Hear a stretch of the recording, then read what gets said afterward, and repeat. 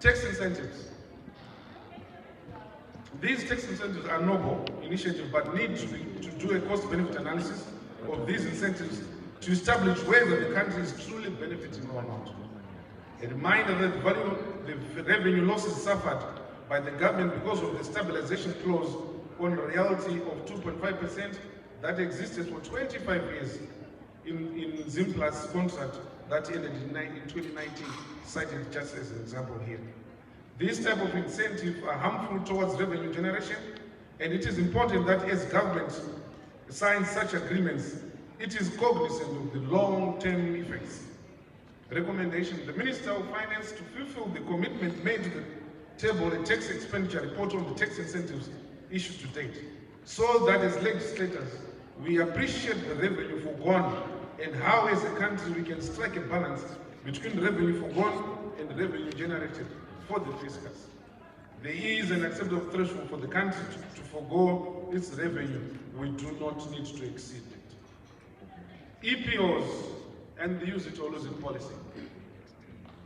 Mr. Speaker said, during the budget consultations, concerns were raised that locals are being excluded from actively participating in the mining sector because of huge proportions of the mineral-rich land has been placed under exclusive prospecting orders, hereby noted as EPOs. The Ministry of Mines to open ground specifically for locals as a strategy towards job creation and wealth creation at local level. When locals have ownership of resources, there is heightened awareness to build our country. Exclusion of the local people leads to disgruntlement, which results in the invasion of some mining claims, thereby confusing and resultantly we lose via EFF. Companies encouraged to surrender some of their idle claims to embrace locals to facilitate the peaceful coexistence between mining companies and locals. Now we speak about the cadastral system. Mr. Speaker said, Honorable Minister of Mines, this project has been on the cards for over a decade, and it seems there is no urgency to complete the cadastral system. The cadastral system should be a priority for the 2023 national budget because we believe this attracts investments, it will promote transparency in licensing of claims, and improve management in mining titles, etc., etc. I'm sure our capable Honorable Minister will dwell on that one. Capacitation of the mining industry, of the Ministry of Mines. The ministry to be adequately capacitated to execute its mandate, vehicles, computers, and skilled personnel through the 2023 national budget. Some disputes take long to resolve because the ministry has no personnel and vehicles to attend to these challenges. Unresolved disputes affect revenue generation, and resultantly, it also holds production. With these small notes, I say thank you.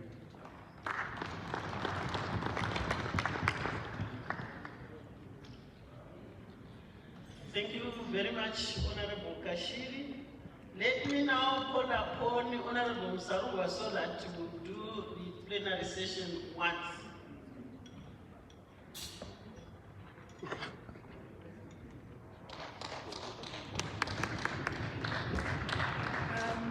Thank you, Madam Chair. Lichwanile. Masfera say good afternoon. Allow me to write on the salutations which are already before us. I am coming from the Committee on Environment, Climate and Tourism. Let me begin by listing the priorities which were raised during the budget consultations. Number 1, incentives for hybrid vehicle importation. Number 2, establishment of environmental courts. Number 3, construction of standard landfill. And number 4, crafting of a standard for a stand-alone electronic waste policy. Since the pre-budget consultation report has been circulated, I will not belabor these points and allow me to proceed with my presentation. The Minister of Environment will give a detailed response to them. The Ministry of Finance and Economic Development availed budgeted allocations for the following: rehabilitation of meteorological stations, procurement of national radar weather equipment, automatic weather stations, restoration of wetlands. The committee is appreciative of this gesture, but concerned that the releases of the allocations, especially the wetlands restoration, are not pleasing at all. Domestic resource mobilization from the ministry. Mosboya Tunya Development Canal. It is a commercial profit-making state enterprise which acts as an investment vehicle for the Ministry of Environment, Climate and Hospitality industry for the benefit of tourism sector and the nation at large. The completion of this project has huge revenue generation potential for the tourism sector.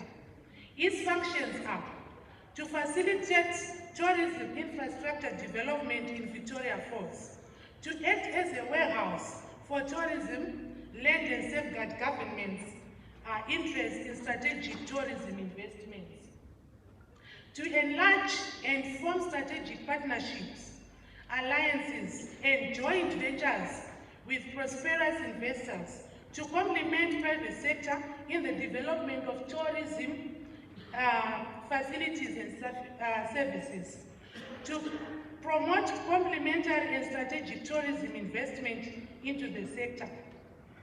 EMA, Environmental Management Agency. Revenue coming from fees or charges for any services rendered by or received by the agents and proceeds from the carbon tax. We are wondering, as a committee, where is the money from the carbon tax? With this properly in place, EMA can fully sustain itself 100% without even hindering or asking from the Ministry of Finance. Parks and Wildlife Management Authority of Zimbabwe. The committee noted that there are possible areas for domestic revenue generation from Zimparks. Tourist facilities are vital sources of revenue for tourism and business development in our national parks. Revenue can also be accrued from Tugimkosi through tourism development. Ivory trade and wildlife products is also a potential revenue source for Zimparks. Private operators within Zimparks estates are an opportunity for the authority to raise revenue through lease or concession fees. Charging market-based prices or the application of a cost-recovered approach in charging its tariffs in national parks is another revenue generating opportunity for Zimparks. Intelligent investments and utilization of working capital loans from local banks can also help to generate income for the authority.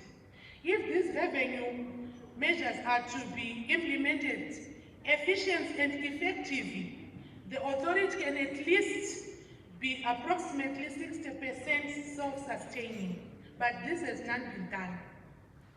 Forestry Commission. Forestry Commission has revenue generating opportunities from afforestation fund activities or tobacco wood energy program. Is being collected from tobacco farmers and remitted to treasury through Zimra. Hunting safaris, photographic safaris, safari operators lease payments, timber revenue sources, regulatory fees and fines, lease fees and dividends from allied timbers, proceeds from the REDD and carbon credits from the forest.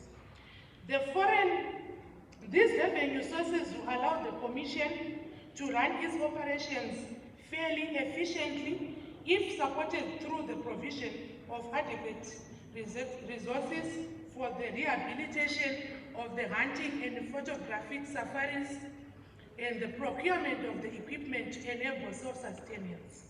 Zimbabwe Tourism Authority. Existing sources of revenue from ZTA include tourism levy, annual registration or licensing fees contributing 6% of the ZTA. Government grant to complement ZTA revenue streams.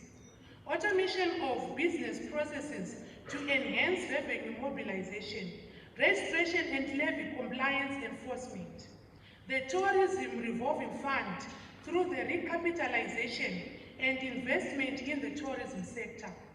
Please note, at best, these revenue sources are not adequate for the self-sustenance of ZTA, as it will be outlined in the following slides. Observations and recommendations from the committee. Mosvoya Tunya Development Company. Honorable Speaker, Madam President, honorable members, ladies and gentlemen, before I go through our slide, I just want to put a comment from the Mosvoya Tunya Development Company. Just barely a week ago, there was Zimbabwe Tourism Expo, where this company played a pivotal role to extend and again to invite more than 15 countries which were a Zimbabwe Tourism Expo. And it played a pivotal role to market our tourism. And we saw about 200 investors which were a Zimbabwe Tourism. And I want to put the committee's recommendations to Treasury to prioritize and mobilize the necessary capital injection to finalize the project before June 2023, so that our tourism sector benefits from the huge opportunity for revenue generation. Environmental management agents. At law, government departments are not paying EIA fees. Payment of EIA fees for prescribed activities should not only be done by the private entities, government departments have to play their part. Local authorities and government hospitals are not paying the environmental levies. What are the reasons? EMA will not be able to operate well if these fees are not paid. The agency is directed to make the EIA fees of the other countries for transboundary projects, such as the Batoka hydropower project, even where circumstances and laws are different. The Environmental Management Act should be amended and provide for the payment of EIA fees by government departments. You have 2 minutes to go. Thank you. Parks and Wildlife Management Authority of Zimbabwe. The Ministry of the Environment must expedite the review of Parks and Wildlife Management Act in order to enable the ease of doing business in wildlife resources.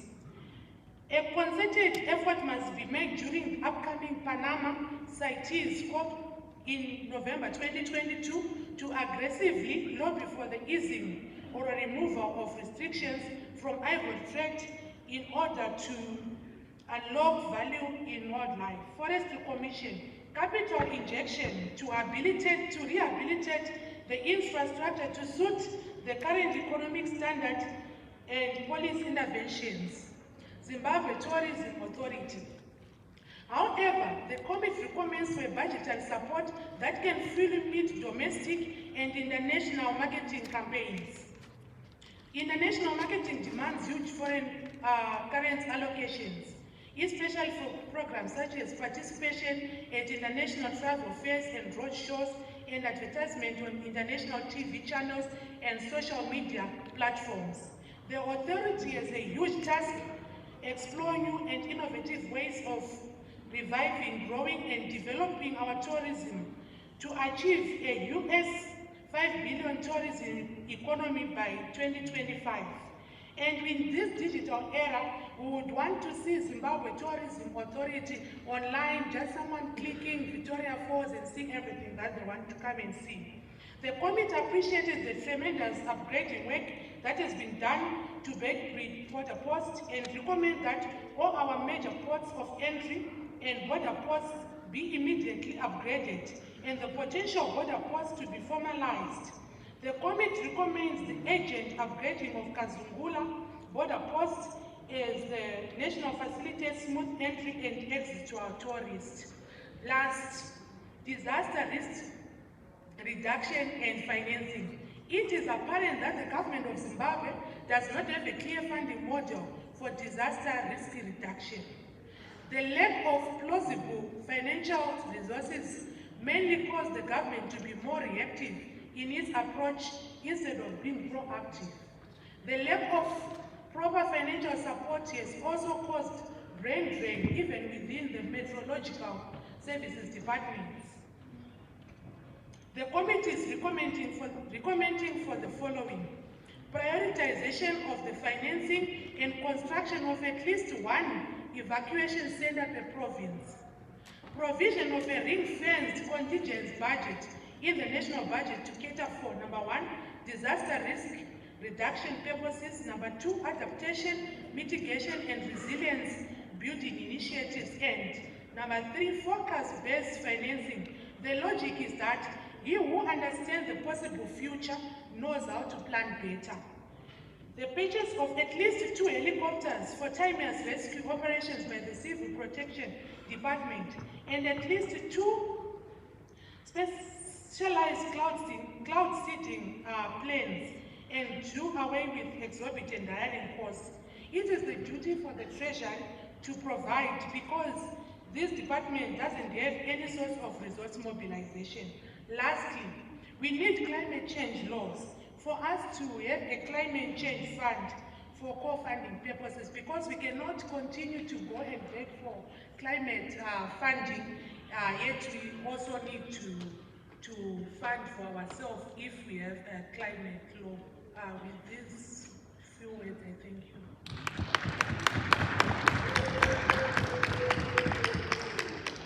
Thank you very much, Honorable Sarurwa. I think, honorable members, you can agree with me that we are behind time. I am now calling upon our honorable ministers to respond to the reports presented by their respective chairpersons. I'm going to give our honorable ministers 7 minutes each to respond to the reports presented by the chairpersons. I'll start by Honorable Chitando. I thank you.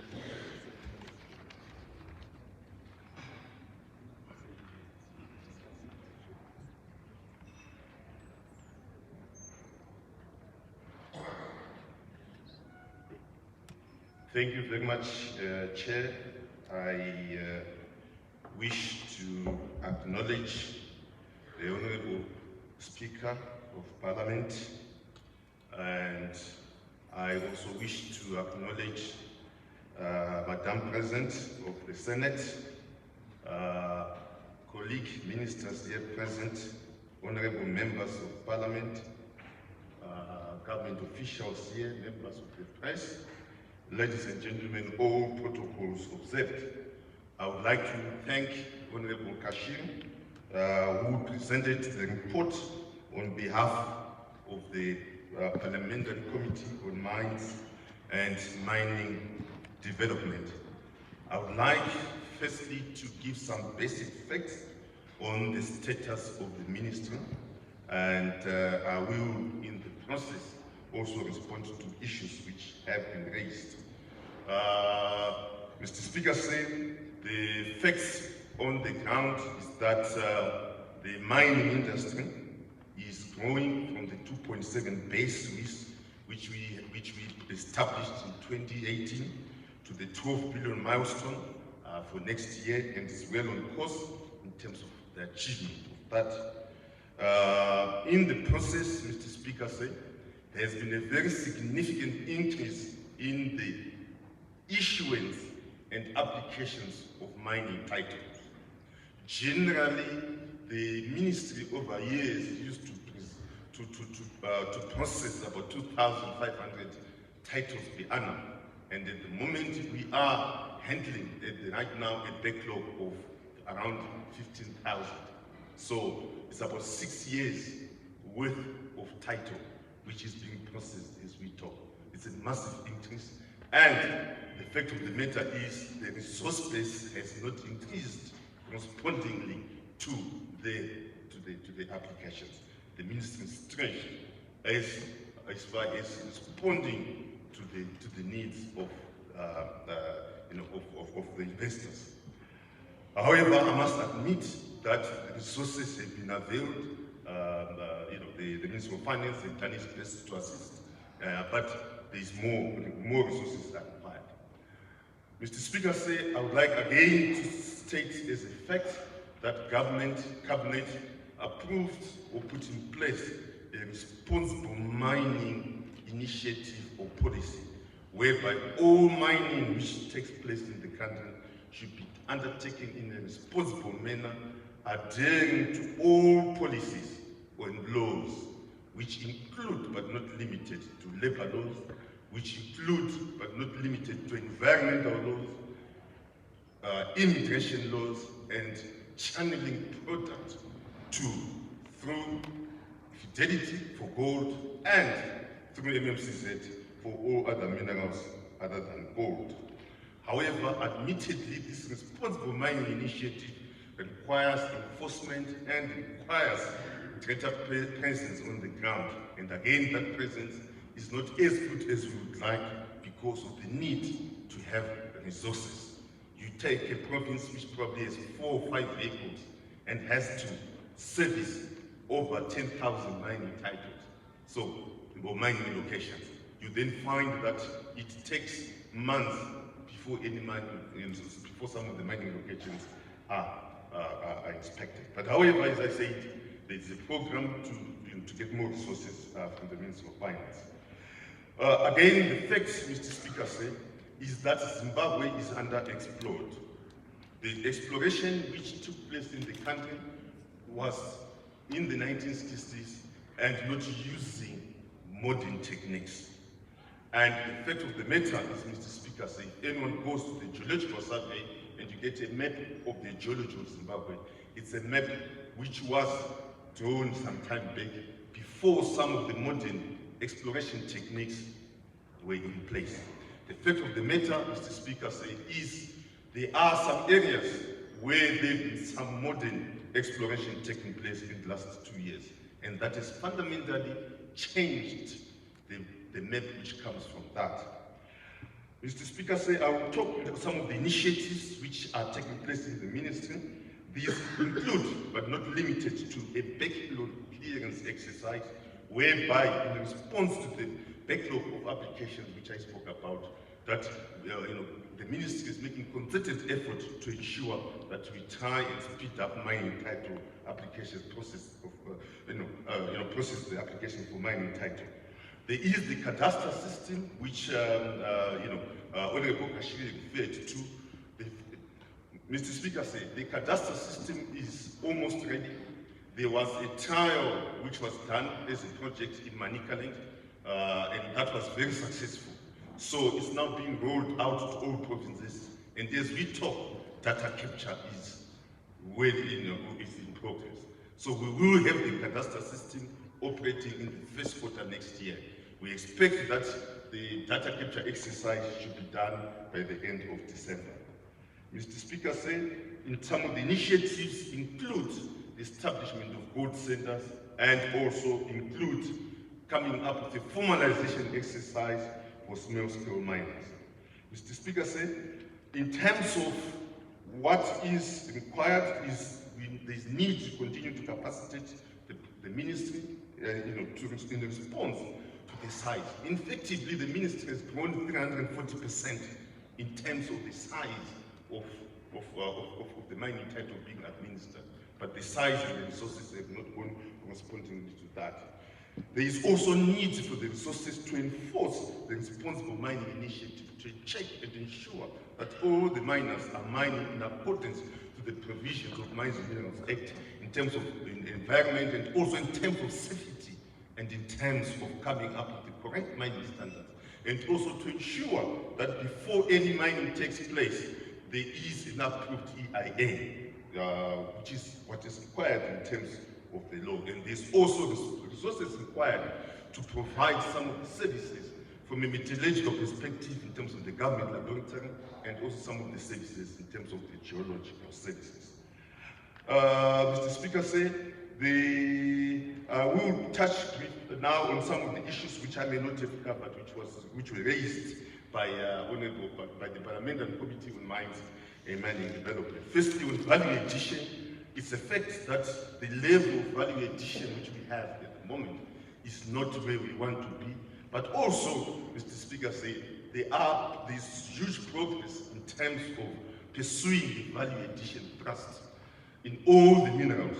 As far as platinum is concerned, there is, honorable members who recall, there was an agreement which was signed, 1.7 billion with Zimbabwe for the establishment of, amongst others, of a refinery, which will be up and running by 2025. So platinum is covered. In terms of diamonds, there are a number of, firstly, from a government perspective, the Gemology Center is under construction, and also at the same time, there are a number of players who are coming in to undertake the value addition of diamonds, and ZCDC has also entered into an arrangement with Orange for the value addition of some of these diamonds. Then, in terms of the other minerals, there is the Manise project, which is an integrated value addition project, where you find that in that project, we have coal in Wange, which is upgraded, value added to coke, and that coke is transferred to Manise as an input into the steel making process. Then there is the iron ore itself, then there's the chrome, which is value added to ferrochrome and transferred to there, and there's also plus limestone. So you find that there are about 4 or 5 minerals which are getting into the final product. Then there's also the mines energy park in Mapinga, which is again a very integrated value addition project, where you find that firstly in the park there is 2 power stations which are being established, 300 megawatt power station. And secondly, we will have a nickel chromium plant which is being established there. And then you also then have a nickel sulfide plant where there's the value addition of nickel combined with the sulfuric acid to produce the nickel sulfide plant. Then there is a graphite processing plant which will also be in the park with the whole overall objective on phase 2 to establish the manufacture of solar plants and the in terms of batteries. So yes, the value addition is not where we want it to be, but there are steps to have the value addition. And then also, last but not least, in the park will be lithium salts plant, where you will then find that the lithium concentrates will then be transferred to value addition in that park. Mr. Speaker said there was reference from the committee on illicit flows, on the smuggling, and the need to have and invest in technology in terms of border control, in terms of drones. I won't agree with that anymore. That's really a very valid point, and it's a funding issue to enable us to monitor what is happening. Mr. Speaker said there was reference to sustainability in mining, investors to mine responsibly and communities to benefit. Again, it's the responsible mining initiative as far as the environment is concerned, and also in terms of the benefits to the communities. Yeah, in terms of the provision, the amendments to the Mines and Minerals Act, there is clauses which are coming in terms of benefits which go to the communities. The review of the legislation, the Mines and Minerals Act, Mr. Speaker, I must apologize, this has taken a very long time. It was approved by Cabinet quite a few weeks back, but the proofreading which has been taking place at the Attorney General has taken a long time, but we've now been told that it's now being gazetted this coming Friday. But that is a very valid point to the committee that it has taken a long time. Yes, the gemstones, it's a very valid point. On Wednesday, we actually had a conference, a seminar with the industry on gemstones, on how we can come up with a policy for the regulation of the gemstone industry. It's a very big industry. Last year, 2022, the gemstones industry throughout the world was 20 billion, and it's forecast to grow to 52 billion by 2022. And Zimbabwe has got a significant amount of gemstones. So yes, they need to be regulated. We had a seminar with stakeholders on Wednesday to try and come up with a policy on the regulation of the gemstone industry. There was reference, Mr. Speaker said, to corruption. Certainly, there is no room for corruption, and where there are any cases, they should be reported to the ministry, they should be reported to SACA.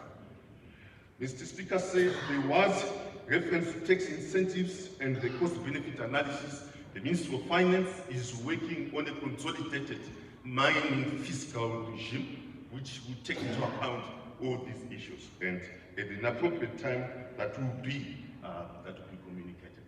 There was reference, Mr. Speaker, say, on EPOs. Mr. Speaker, say, like I indicated, the geological map which we look at in the country is not an accurate map, because we actually don't know what we have, and we only know what we have by a comprehensive exploration program. So yes, it's a very delicate balance as to, do you just release and not undertake exploration, or at the moment, in terms of exploration, the data coming from exploration, which has to be submitted on a 6-monthly interval, is really meant to ensure that we upgrade our geological information and we upgrade the knowledge of what we do. But a fair comment, and actually there are a number of EPOs which have been released, and in terms of the amendments, the Mines and Minerals Act which are coming into play, EPO holders will be required to surrender a certain percentage of the EPOs they have on an annual basis, so that at the end of the tenure, over a 3 or so year period, they only zero in on areas where there is mineralization which they would want to convert into mining title. So that's also taken into account to some extent in terms of the amendment to the Mines and Minerals Act. Last but not least, there was reference to the disputes taking long in terms of resourcing. It's a fair comment, and as the budget allocation gets, as we get a bigger budget allocation, that will enable us to have more resources to attend to applications as well as dispute resolutions. With the Speaker say I yes, submit. I thank you. Thank you very much, Honorable Minister. I now call upon Honorable Rodzi to respond to the issues raised by the Committee on Environment, I think.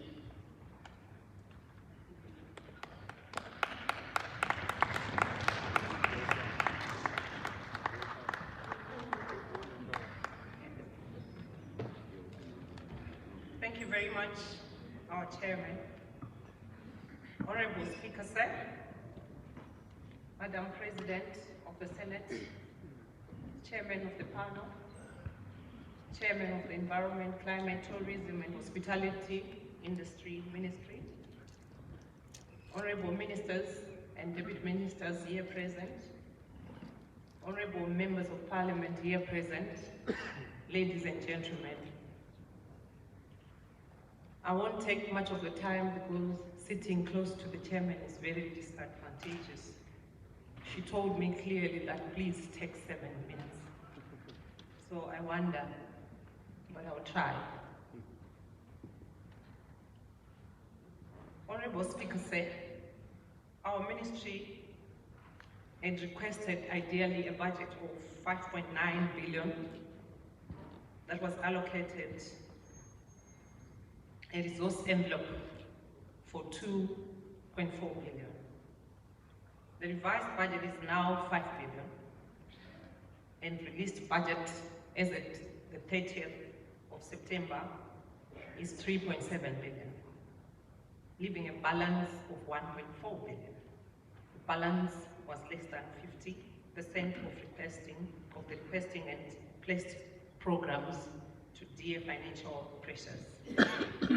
Subscriptions to the international conventions amount to $1,042,900. This needs to be cleared as our commitments to those conventions unlock support through technical and financial resources. If we are able to pay for this, Honorable Speaker said, we may not need a lot of money that we are always requesting from the Finance Ministry. Number 2, we have legislative and policy framework review and development as the chairman of the ministry of the portfolio committees highlighted. Forest Commission, Wildlife, Campfire, Community-Based Natural Resources Framework, Mining Rehabilitation, Carbon Credit Framework, Wetlands Policy, Project Launch, Zimbabwe Biodiversity Economy, Climate Bill Principles, National Adaptation Framework, Tourism Satellite Account, and many others. We have mobilized funds from other sources, international cooperating partners that summed up to about $18.9 million US. And key projects are environment, have 10 projects that are very key at the moment, climate change, tourism programs and projects launched and being implemented. International engagement and advocacy, regional, international tourism meetings, exhibitions, conferences, deployment of 2 tourism attaches to China and United Arab Emirates. Sensitization and awareness programs is also key. From the environment side, Honorable Speaker said, the target was to restore 20 wetlands. There are 2 wetlands in every province. This was not achieved as only $30 million Zimbabwean dollars was disbursed out of allocated 300 million. To date, 6 wetlands have been restored since 2021.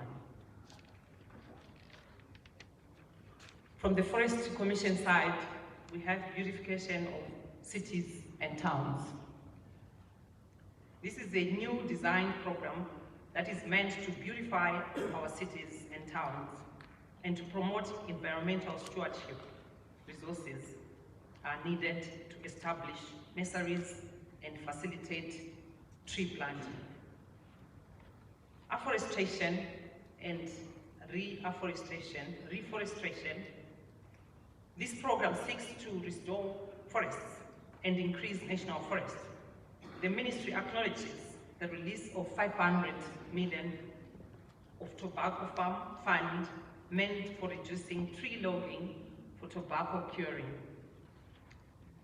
We request that these funds be released outside the budgetary allocations, since they are removed from the levy that the tobacco farmers pay. Rehabilitation of mined areas. The current environmental degradation and pollution from mining activities is not sustainable, we all agree, and beneficial to the economic development and social transformation of the country. The ministry therefore seeks funding to rehabilitate these environments.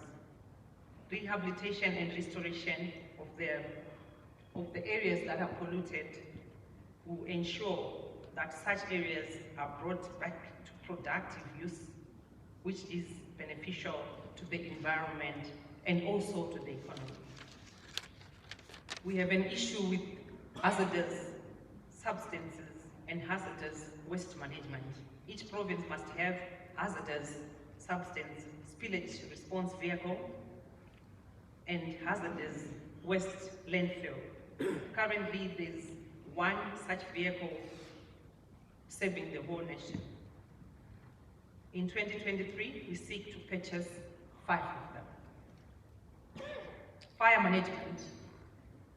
We have all witnessed what has been happening during the season of fire this year. We lost lives, and I'm sure it's agreeable that we should mitigate this situation. Cabinet directed that subnational fires committees be established to manage build fires. The committees need to be resourced and capacitated. Wildlife census. Wildlife census was last done in 2014, Honorable Speaker said. And this is when we had a record of 84,000 elephants. Hence, we need to have another census vis-a-vis wildlife, human-wildlife conflict that is troublesome to all of us at the moment. We do not know how many lions we have and other species that we have, yet we are facing a big problem with human-wildlife conflict. Climate services. We also know that you cannot do anything now without consideration of climate services. Hence, many ministries are being merged with Ministry of Environment so that we work together towards adaptation and mitigation of climate. Hence, climate change education and awareness campaigns to reach all stakeholders in the provinces with well-capacitated Ministry of State Affairs is very key. Meteorological services is also very key. Chairman mentioned that it's not well funded, notwithstanding that the government has done a great job of procuring 5 state-of-the-art radars deployed in strategic areas of the country. This helps to determine what will be happening with our weather and also to notify our societies of the disasters that can be encountered due to climate change issues. However, they still need to strengthen data transmission, computerization of meteorological stations, and establishment of wide area network. With all the investment that has gone into procurement of meteorological equipment, and in the past years, there's need to have more infrastructure that will support the radars that have been procured. Milestones specific to tourism. 150% rise in tourist arrival and 79% increase in domestic tourism has been realized after COVID-19. Successful hosted Sanganai World Tourism Expo, which was attended by 97 international buyers and media. A successful hosted Innovation Challenge in the 10 provinces. Successful hosted the First Lady traditional cookout competitions in also the 10 provinces. Successful hosted the World Tourism Organization with a number of activities in the tourism month. Towards the 5 billion tourism sector, domestic and international tourism promotion is acceleration of promotional activities through campaigns such as Zimbabwe, MICE, and others. Tourism satellite account was launched this year, and going forward, there's need to update statistics through annual nationwide surveys, the operation of STA, in appreciating tourism contribution to the economy. Moswatunya Development Company was well mentioned by our chairman, the company that is mandated to develop a lot 1 of Jafuta Estate in Victoria Falls. There is need to support this company, as was highlighted by the chairman. I won't get much into it. Probably I'll talk more about it when I'm responding to the honorable members. Tourism revolving fund, Treasury acknowledged for release of the, we are acknowledging the Treasury for release of the USD 7.5 million revolving fund as it provides relief to the sector. However, there is need to increase the fund to about actually USD 7.5 billion for more players in the sector to benefit. Honorable Speaker said, lastly, I just want to mention the benefits or the economical benefits that will be realized if the number of things that I've mentioned are funded. We are over mining our resources, and the growth in tobacco mining will cut any growth if the environment is taken care of right now. The country is in a bad state. Hence, to transform requires serious investment in rehabilitation. We must target the 50 million trees that we need to plant as a way of rehabilitating our environment by 2030. In tourism, transformative growth in our lives comes from tourism. Rebuilding and enhancing tourism to a 5 billion industry by massive investments across all provinces of the tourism facility and our biodiversity that must be conserved and maintained, ensuring community are benefiting from the tourism sites they have. It will improve livelihoods. People-centered approaches in environment and tourism that aim to have household aim of $5 to $10 a day to achieve upper middle income by 2030. The current growth models are seriously slow and underfunded. No serious efforts are technology revolution. Unskilled people, these require transformation and serious funding as well. In climate change, there is no economic growth that will ever be achieved without serious climate mainstreaming. Loss and damage, vulnerability from floods, droughts, pests, and diseases. We can achieve serious economic growth if we put a lot of attention in the aforementioned. We are too vulnerable as a country, and we need to address climate change issues. I thank you.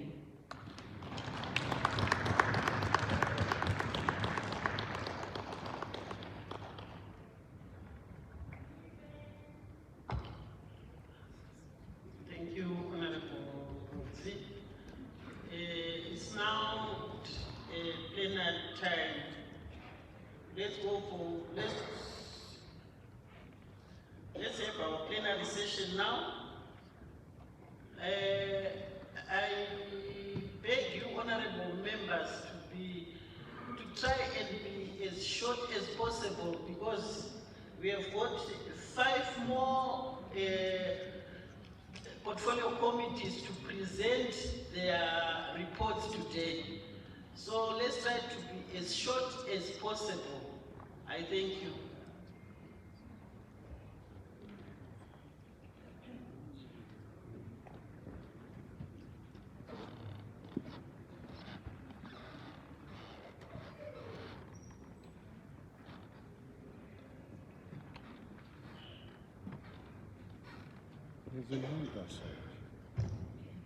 I can see honorable member there.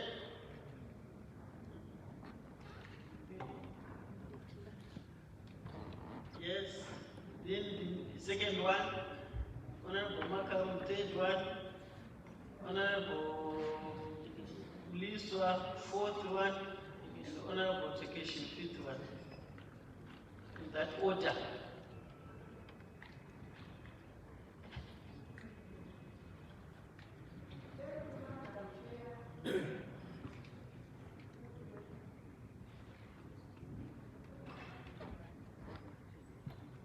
Thank you, Madam Chair.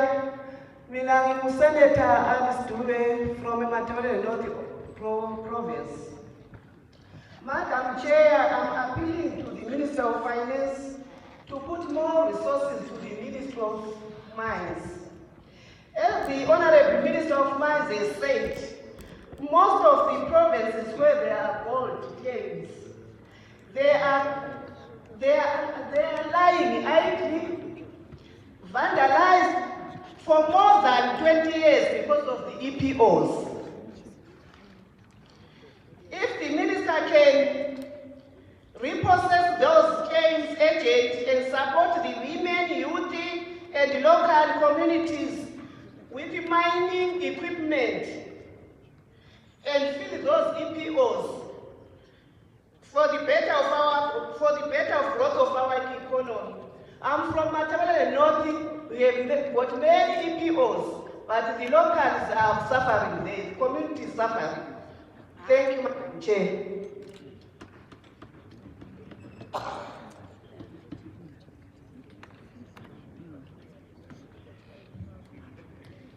I'm Patrick Lutiro. My interventions are directed to the Ministry of Environment and Tourism. The first issue that I would want to talk about is the issue of elephant byproducts, such as skin and as well as the ivory, which we all know we have got more than 600 million stock of those with the ministry, with the national parks. But there's always one challenge that we are having as a country. Regardless of us having those resources, none of us here is wearing an elephant skin shoe or a buffalo skin shoe, but we've got the skins with us, and CITES is actually banning us from selling those products.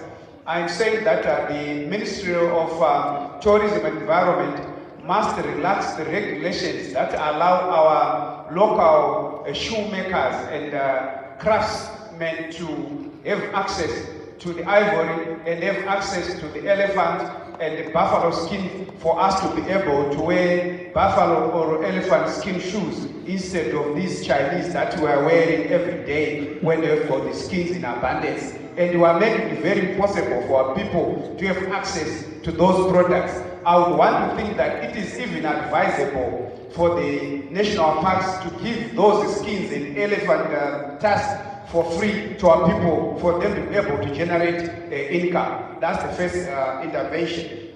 The other issue that I would really want to talk about is the issue of wildlife corridors that we have been speaking about for years. We spoke about the Genorojo wildlife corridor in conjunction with South Africa, Mozambique, and Zimbabwe. We spoke about Kaza, that's Mozambique, Namibia, Zimbabwe, Zambia, and nothing is moving along those lines for us to create those wildlife corridors. What is it that is giving us a challenge for us to have the wildlife corridors like yesterday? We have quite a number of disasters in our country, and we've got disaster-prone areas that we all know that disaster occurs after every 3, 4, 5 years.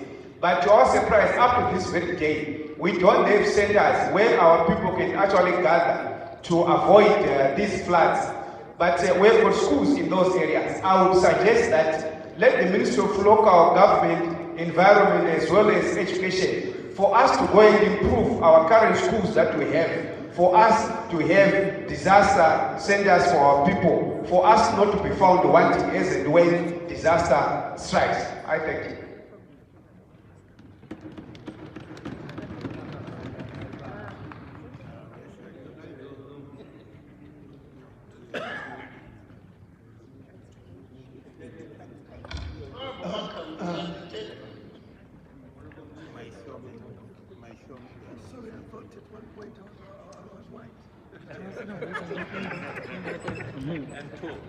And talk. Thank you, Honourable Speaker. Honourable Speaker, my questions are all for the Ministry of Environment. I'd just like to open up on the tobacco levy for wood and forestry. I think the idea is good, but I think it needs a desktop valuation. It's very hard to enforce. And the desktop valuation should be very simply, the cost should be removed from the farmer and put onto the tobacco buying company. The tobacco buying company that buys the tobacco has a very simple ratio of how much fuel is required to kill a kilo of wood. So for every kilo they buy, they must pay for it.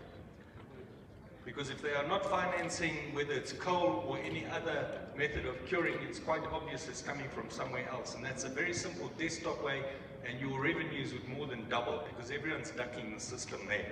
The second issue and suggestion I have is on the wetlands. I have a major problem, in my other life I'm chairman of the wetlands. The issue is this, the wetlands legislation is taking too long to come out. For example, we want to do carbon credits. We can't put value on all the wetlands in Harare for the simple reason the legislation doesn't cover it. And the issue is this, if we value the wetlands, they will be treated with value. We have lost 52% of the wetlands in Harare in the last 10 years, and we're still talking about guidelines and frameworks, and they're not quick enough. Just one last thing, the EMA need to be funded adequately. Not only do they have the wetlands to look after, they have all the mines to look after, they have parts of the agriculture to chase, and they are totally underfunded. I believe the ministry in itself is also totally underfunded for the amount of work they have to be, and if we're going to care for our future, we better move very quickly. I thank you.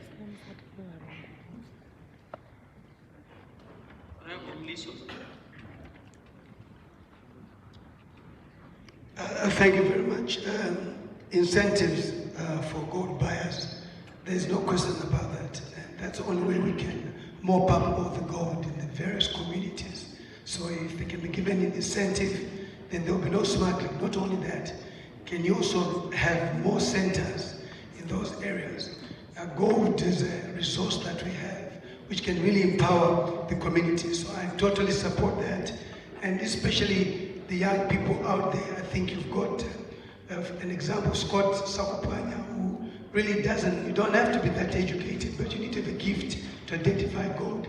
He used to mop up gold for a number of white people, and he was given a license. That's something we want to see, because before he was given the license, he was working for people who were not Zimbabweans. But now that he's got it, more must be given along the way, and we will not see any smuggling happen.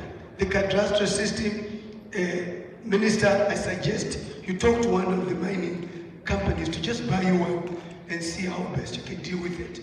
Because there are many mining houses, Zimplats, Mimosa, Unki, surely they can assist the country in having to buy one. It's gone on for quite a while, and whether it's an aspect of lack of resource, but we have mining houses that will do well. In terms of the gemstone in Urungwe, there's no two ways about it. That's something that I'm happy about. You've come with the legislation, and the people of Urungwe will certainly appreciate that.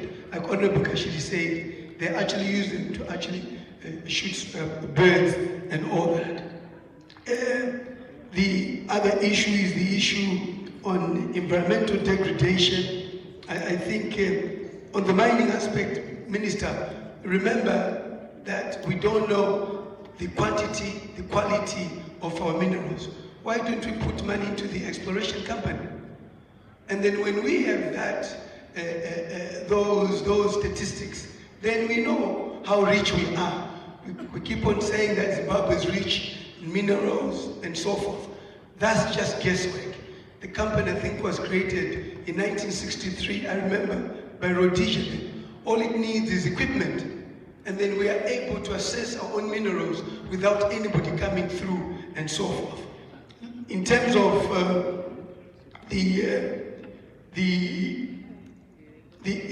tourism, can we put money to the Kariba airstrip so that people can be flying into Kariba? Our tourism is about traffic, and traffic is about having such infrastructure in place, roads and all that. The Victoria Falls Road, I mean, that's our prime tourist attraction. No one can drive there, it's dangerous. Why are we not putting money into that road? People are driving from South Africa, from Botswana, they are stopping over lodges along, so that's in a way leaving money in the country. So the sooner we deal with that road, I think a lot more will happen. There's the aspect of green energy. If you recall, the minister came from COP26, and one of the takeaways and one of the benefits was if you decide to go into green energy, there was some money which would be given to countries to stop mining coal. What have you done to be part of it? There was some billion, I can't remember, 80 billion or something, 10 billion, which would be offered to countries. What have you done to apply for that money so that we can be part of the global village in terms of green energy? We can't be stuck to our coal, yet things are changing. Soon it will be valueless. So why don't we also come in and have that money and be able to do that? Lastly, Mr. Speaker said, I just want to update you on the ministers who are here. Honorable Shaba is here. Honorable Ziambi is here. Honorable Nzenza is here. Honorable Chombo is here. Honorable Mandilo is here. And the two permanent secretaries, one for Trade and Commerce and one for ICT. Those that have not mentioned, you have. Oh, by the way, she resurfaced, Honorable Mary Melisma. But she's back. Thank you very much.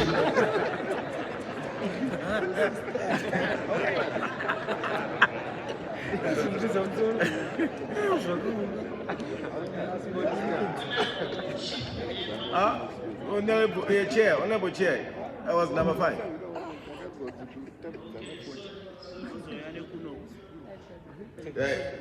Ndotenda Chair. Inini ndikuda kutara na minister we mines. Sorry?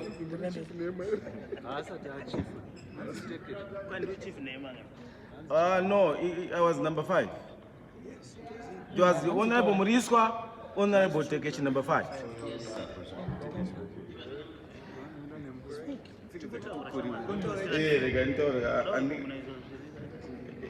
Yeah, Honorable Chair, the Kutaura na Minister of Mines. You need to put the president saying you can know what I know. In the good Nika, in the good foot, Nika know what I know from why. As this is Nika, do around by Zika, who fumit now. Now I'm seeing problem. I get can take good. Where Smith is Anglo-American. Neronro. Yangari vehicle where no Akanika Tao. But now he sees Trungo Travel, the same the companies are outside. And now actually mine up is of what Tuma takes the Tuma realities. Those are kick ready when you get Ramba Chidon or Zika. If the defense ministry can mine, why can't the country mine as well? So you tell me go to mine, to the beneficiator, to Tengesa. Then you move when you get over 60 something minerals. As a bunch of farmer, can't have no budget, sure money tower or what you get to farm. But at the end of the day, to go to the particular sale, you could artist benefit assist my minerals. My minerals, they do on a China, no one can get out. It's only you know, but the Fumu do no other Zminica. Takango tell us of that. Can't go mine and like Gatina gets gas purpose. But she moved the Minica, the chief Fuma, assistant minister. Can't we also have our minds defending the mine? Do not for that Jatoti Kuna Minister of Finance defends himself allocation because in the mine. You did a man. Saga, what is this? Sit down, go to the drawing table. Moita mi go die, do can't see na capacity, we mine, we partner. What don't want to my realities? How honest are these miners? Mariam Zopo is nothing. Paninga Buddha, Mazita.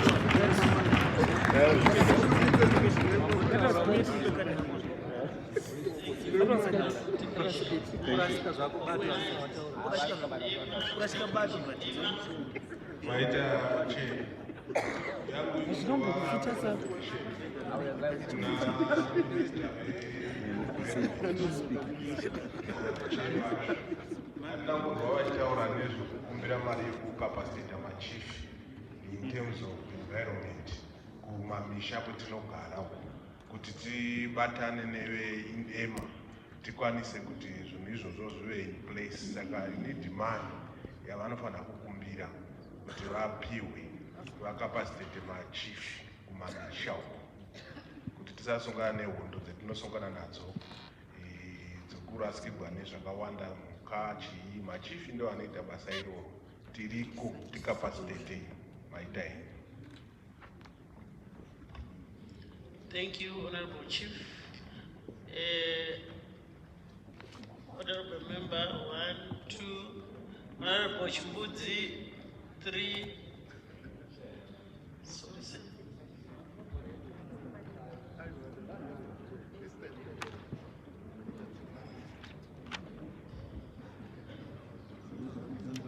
Then Honorable Rider 4, then the last one.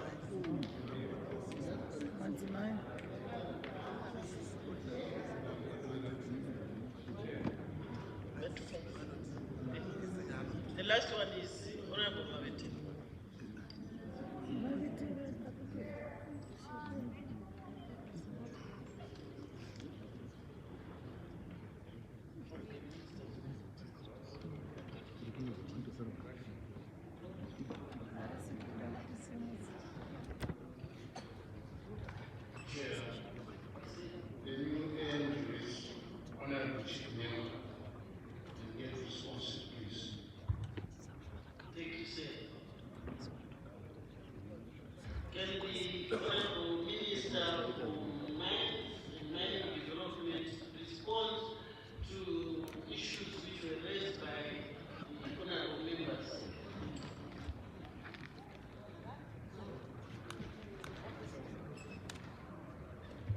Chair, thank you very much. I would like to thank honorable members for the comments which have been made and also the questions. The first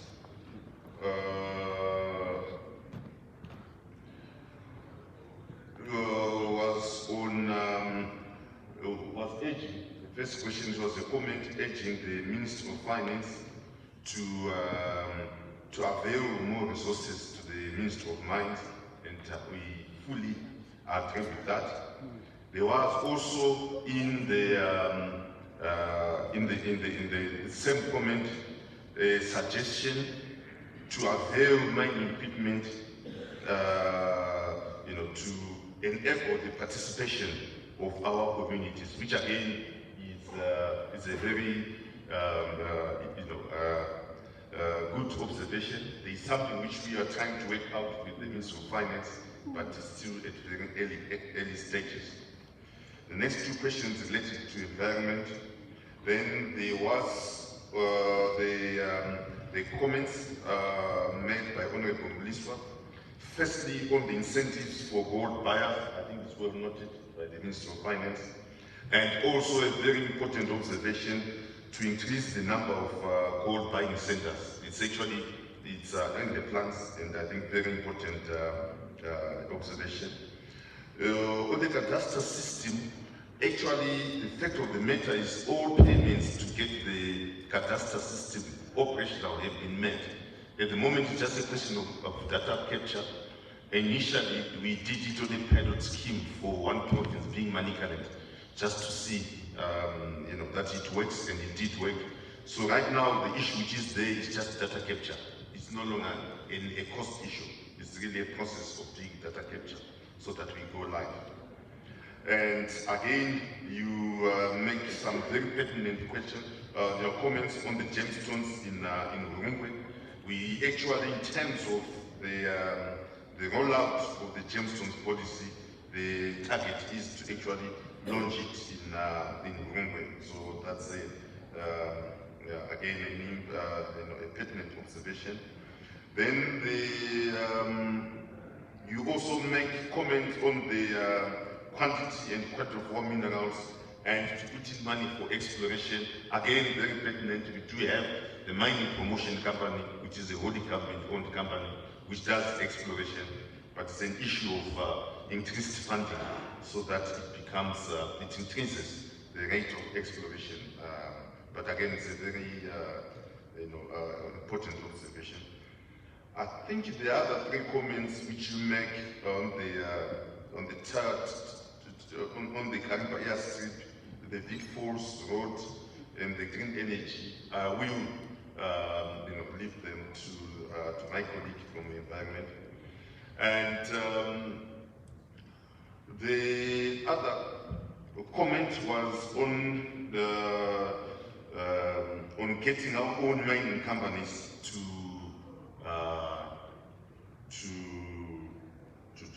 undertake mining, and also reference to them partnering.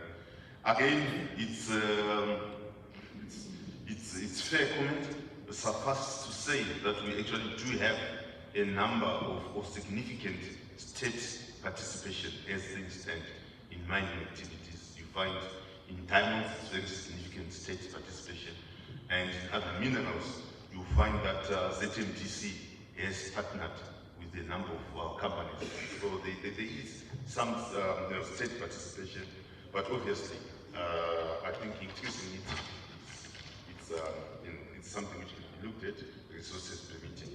Then the last comment from Chief Nemos on the environment, I'll leave it again for my colleague. Chair, I thank you. Thank you very much, Honorable Speaker.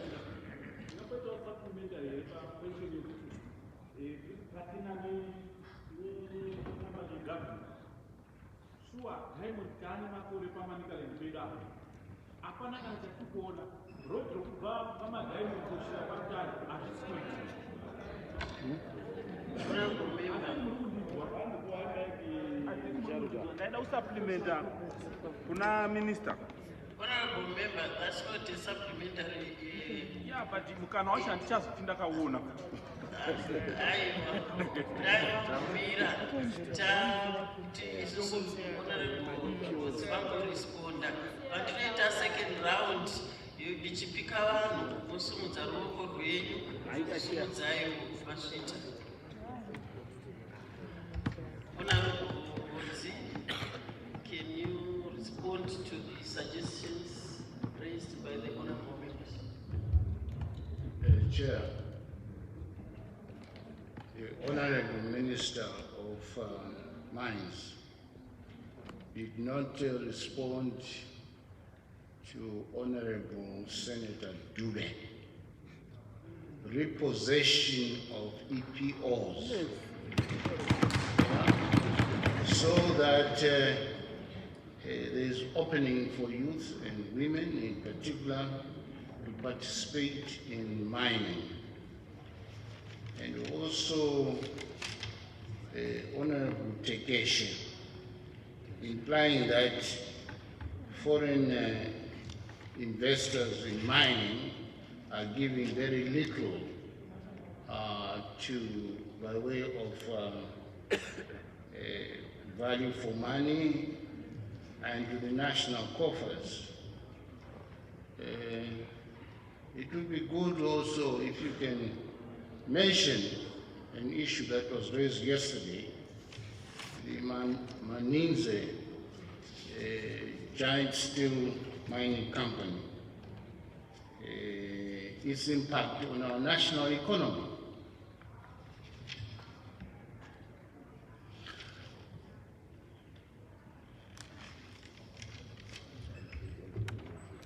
Thank you, Honorable Speaker. May I call upon Honorable Chitando to respond to the issues raised by the Honorable Speaker. Thank you very much, Mr. Speaker.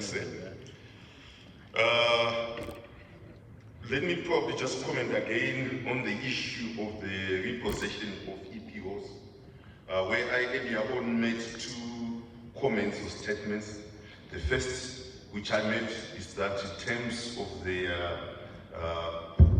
proposed amendments to the Mines and Minerals Act, the EPO holders are now or will be, if they are passed, obligated to give up a percentage annually of the EPOs they have to be released for to be availed for the taking of title. That's the first initiative.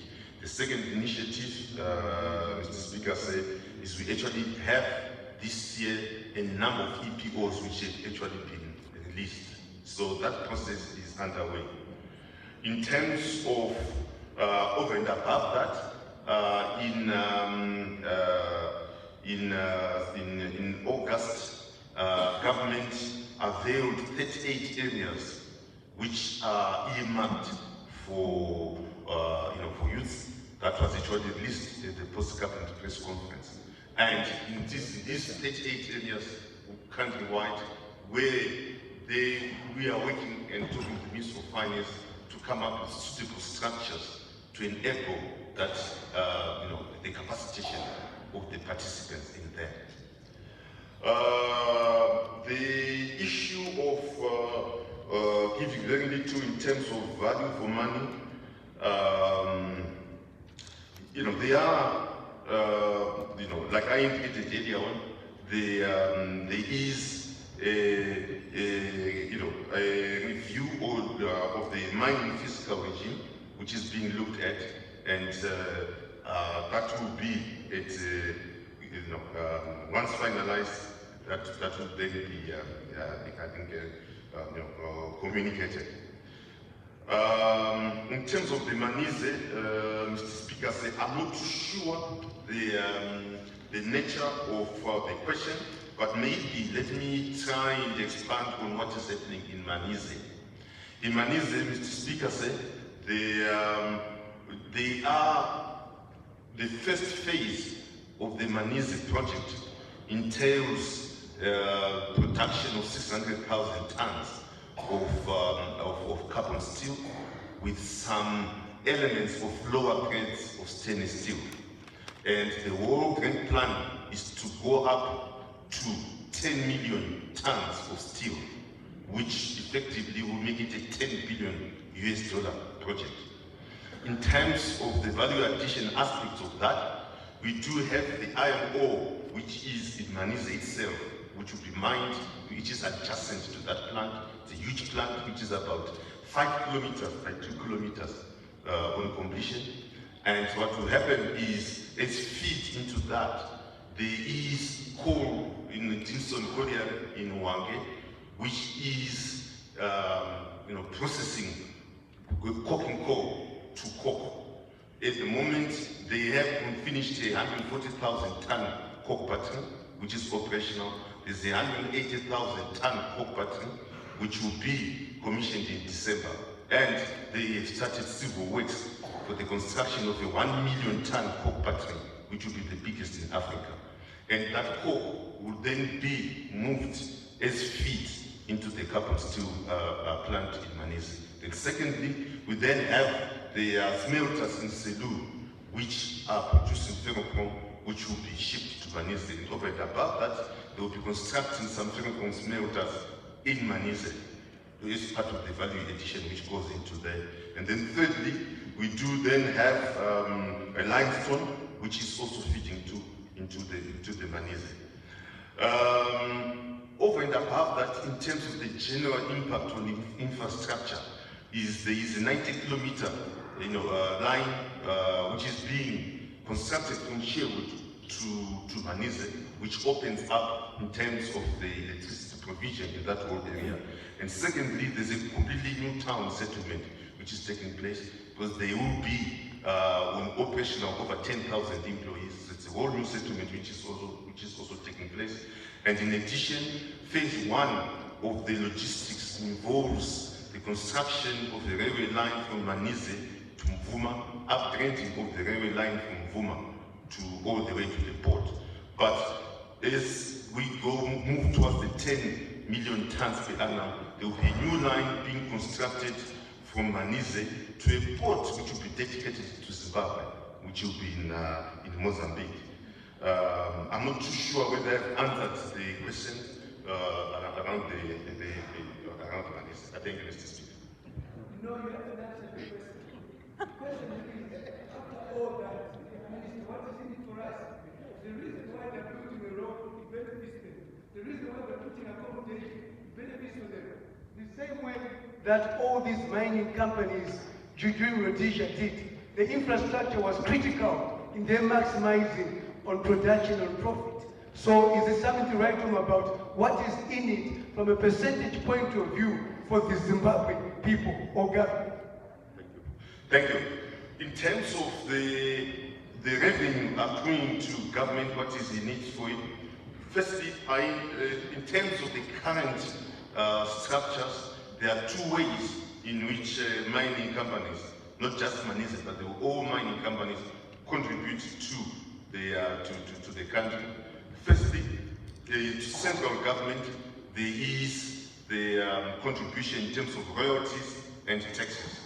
Then secondly, in terms of to the local communities, there is contribution which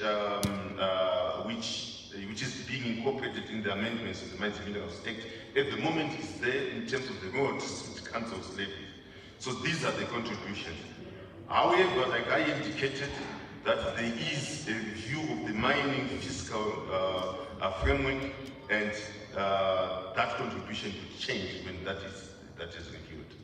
I thank you, Mr. Speaker. Minister, what is the purpose of the Sovereign Wealth Fund? What is the purpose of the Sovereign Wealth Fund? And that's a government vehicle which is supposed to be getting money for the country. The Minister of Finance is key to him. So I thought that would come into place and you tell us how much in terms of percentage ownership will be going into that. Before you answer, Minister, maakuda kugadzira road kana janji iri kuenda kubeira kuti wasitati. Why can those people come here and mari yobva because tikaitika basa rokunzi parliament haina mari zvinotinyadzisa kana kugara muhotera. Has such big mines zviri kungoenda kana zvaenda ikoko tonyeperwa futi kuti chinhu chakatimwa mari yakati. In academia nuts tiri kupa vanhu kuti vanotengesa kuchina. Those people they can't decree the whole money in Zimbabwe. Vanonesa mabhengi avo ikoko. What's tinoda kuziva isusu kuti nyaya yedu yetinohwina pamamineral road ndeipi, because you know it's very disappointing yokuti nyika inofuwa kadai ndobva taita marombe, asi vanhu vavo vari kuburisa zvinhu ndovakuita mari kupinda isusu. Vanofanika kuva nemutemo wokuti gavhumendi ndiyo iri kubudisa simbi idzodzo yochienda uko. Then mari yacho youya, munhu anobudisa simbi kana kambani yatakapatina yokupuhwe mari nehurumende, kwete ivo kuti oiwa Minister of Finance wekambani kataona. What's that? Tiri kuda kuziva isusu wawi kuti tiweza tiri kuti tine urombo inyaya yei muri koko kuti mutando. Sei kwenyaya tiri kubvunza panapa kuti kabeira ako ndokatinetsa apo paSouth Africa apo katinetsa nyaya iripo kuti tiri kuita mabovu sei muripo. Zvinhu zvese zviri kubuda munoka zvibuda under government.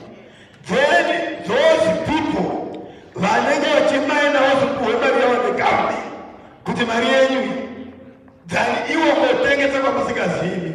And kana musikakwanisi izvozvo timai sinoona chinotimbaka tinoona mazviri kutengeswa. Thank you very much.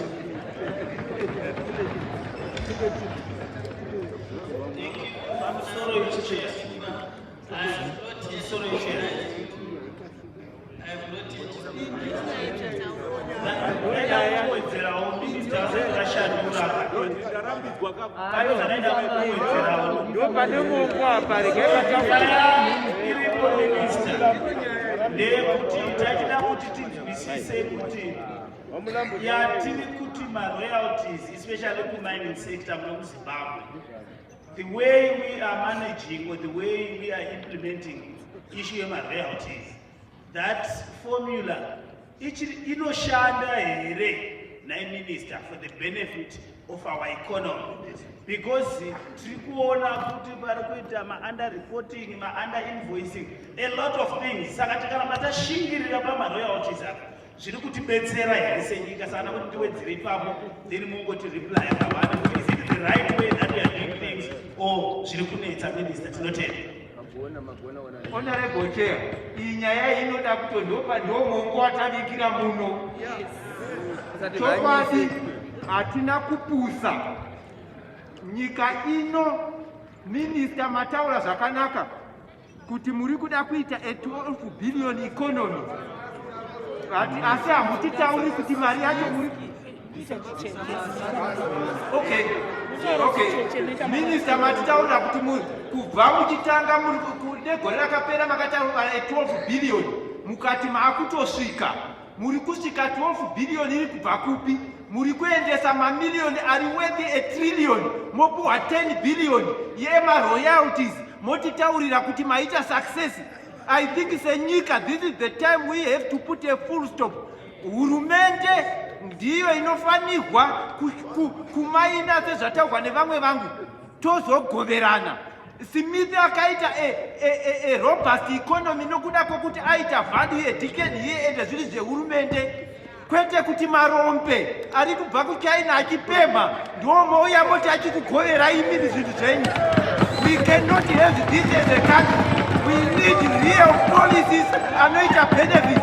I wish a patriotic bill yauya vamwe taivatoka nepatriotic bill nokuda kwemaminister treasury. We have to make my decisions and a national interest. I'm emotional nokuti this involves us. So we need, Honorable Speaker say, tisatabuda muno tinoda kuti minister vatitaurire kuti takabenefita chipa kubvisa 50% yakanga yazvikegwa zviite kunyika. Mochititaurira na we cannot continue. Makauya mukapembera mchitoda kubvisa 50% wani chichitaridzai senyika kuti tabenefita chise vana veZimbabwe. Honestly, by the way, patriotic bill idea politics, toda one who makes decisions are wrong for the country and will chase them to the grave. I thank you.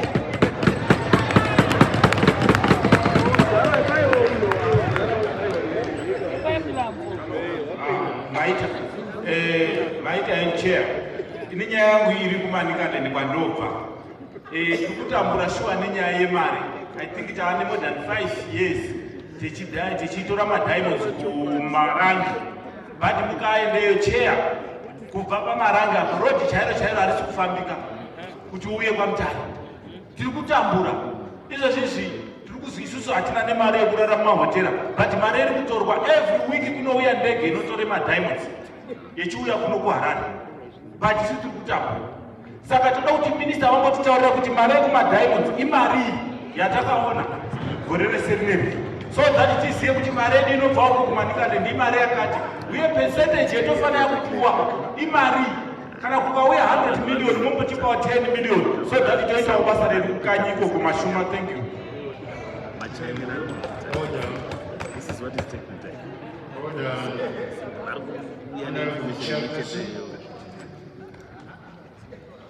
It is very clear that this is a very extensive subject matter, and it is critical, therefore, if I may rule, that the Minister of Mines, working together very closely with the Minister of Finance and Economic Development, does give us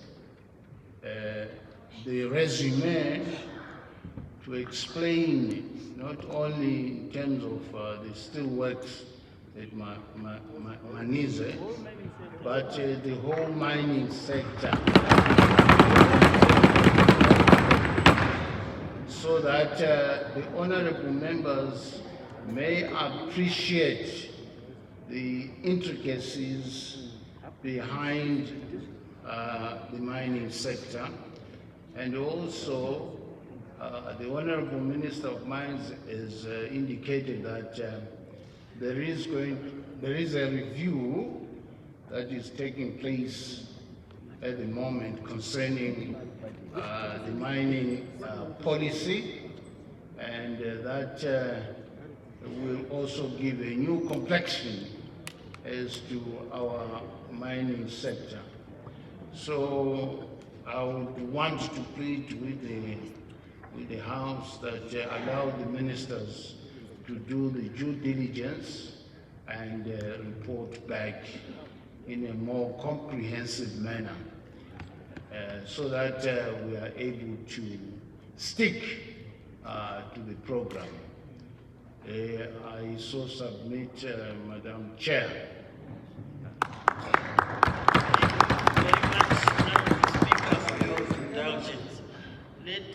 Let me now ask Honorable Godzi to respond to the Honorable submission. Chair, I wanted comfort whether my suggestion is accepted to the two honorable ministers.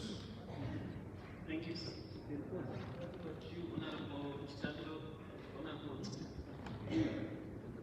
Thank you, Chair.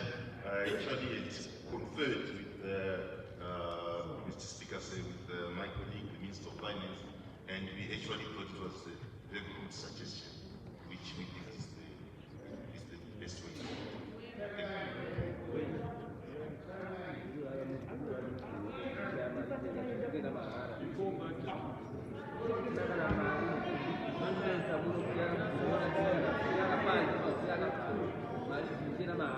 Mr. Speaker, we undertake to produce such a statement before the end of November. 3 weeks' time.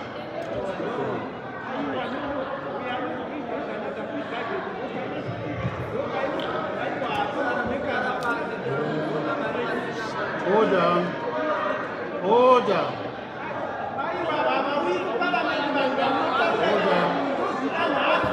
Order. Order.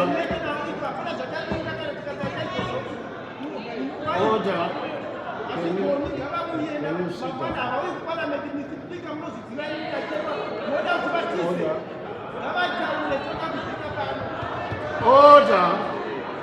Order.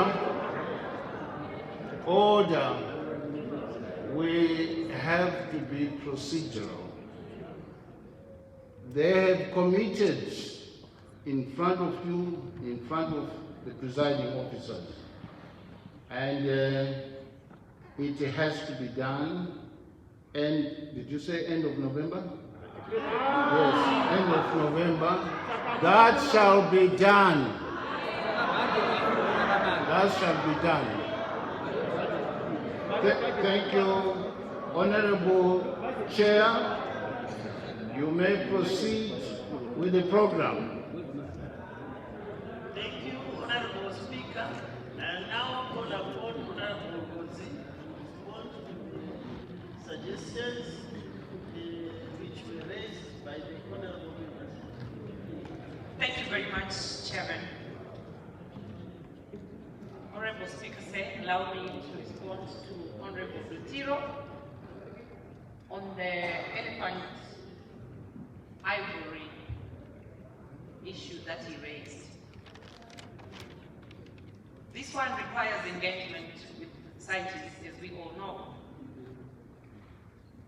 And further to that, we are going to scientists this coming November. Let's see what happens this year, and we take it up when we come back. He raised another one about trade in local wildlife products, if allowed, and being facilitated. This one is okay, and it can be done, and we also agree to do more. But bear in mind that it costs money, and we need conservation fund. He had another third question or contribution about opening of corridors of wildlife. We are a part of CASA as a country, And CASA is doing a lot of work that may not be recognized, but it's coming up, and in due course, you may be able to appreciate what Zimbabwe is doing with the other countries in the CASA. In addition, we are also opening a tourism access point in Gonarijo to connect with Kruger and other regional parks. And this is going to happen early December 2022. He also raised an issue of disaster-prone areas, and to say, let's have disaster centers, particularly in schools, which we may call a whole-of-government approach, because he mentioned local government to be a part of this, he mentioned education to be a part of this, and our ministry to work together with the two other ministries, which we are very agreeable to. In addition to this, next week, our ministry is going to COP27, Honorable Speaker said, and we have invited 7 other ministries to be a part or to go and participate at the COP27, where climate change issues are discussed immensely and thoroughly. And it's also to enable other ministries to appreciate that climate change issues affect every avenue of human lives, every avenue of the economic sector in the country. Hence, we are going, the 8 ministries, to attend COP27. Let me go to Honorable Markham's questions about tobacco levy. On forestry rehabilitation in tobacco areas, we need to get back to the settings, and let us be allowed to use the money deducted from the farmers. And I agree with him to say tobacco levy has to have a ratio vis-a-vis their revenue. It's something that also needs to be discussed immensely together with the farmers, the Ministry of Finance, and our ministry, and come up with the solution. He mentioned about wetlands framework, which we are working on, and he said it's taking too long. We now have wetlands policy mapping, and we also have mapped ecological sensitive areas. We agree that we need the policy to be upheld. Honorable Muliswa mentioned tourism, about Kariba Airstrip. That's very agreeable. As I mentioned in my presentation, tourism builds, or it contributes largely to the provinces and to the districts, which are talks to devolution. So we support that, if possible, Minister of Finance finances Kariba Airstrip. That's great news to us. He also mentioned Victoria Falls Road, how it is dilapidated and not talking the same language when we are advertising Victoria Falls. And we are encouraging, particularly our domestic tourism, to take drives so that it's a package as you go to